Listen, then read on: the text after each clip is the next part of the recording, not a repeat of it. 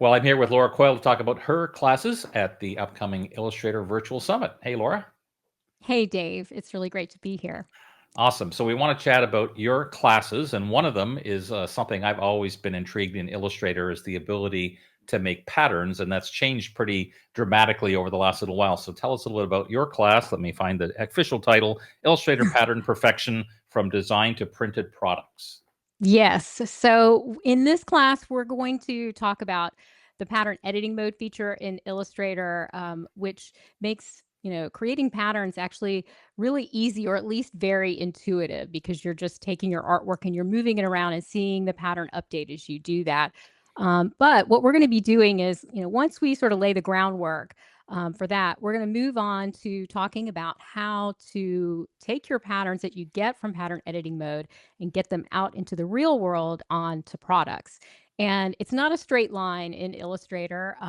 What you create in pattern editing mode goes into the swatches panel, but from there you really have to figure out how to get it into an image, exported to meet the printing requirements and that sort of thing.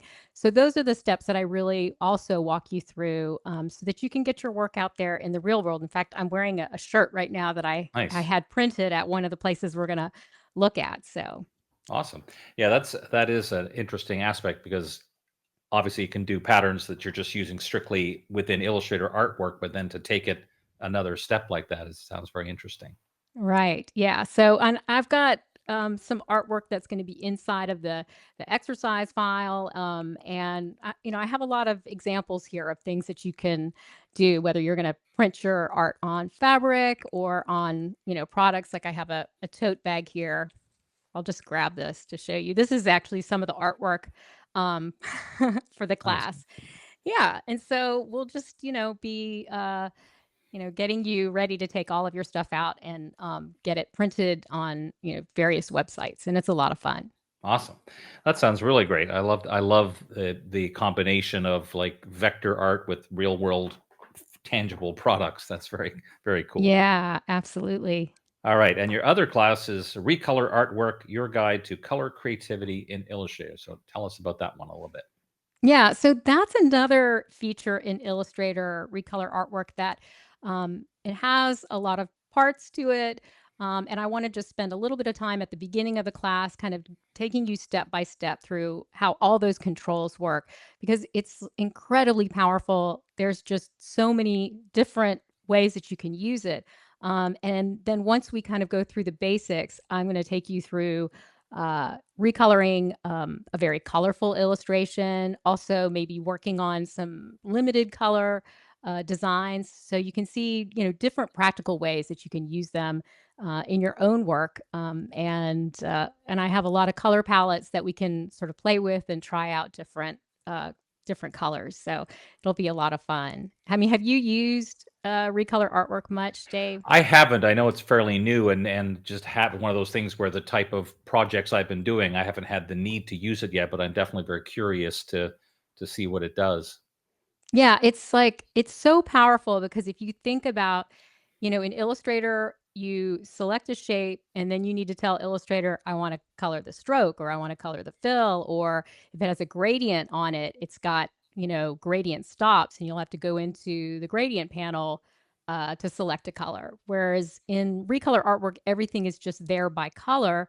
So it just saves you the steps Mm. of going through and selecting individual colors in your artwork. And it's also a really great creative tool because there's randomization buttons. So you can kind of just preview different color looks on your artwork, really instantly, and just decide, yes, this is it. No, this isn't it. Or I want to take a single color and just tweak it a little bit, and then it's perfect. So, Right.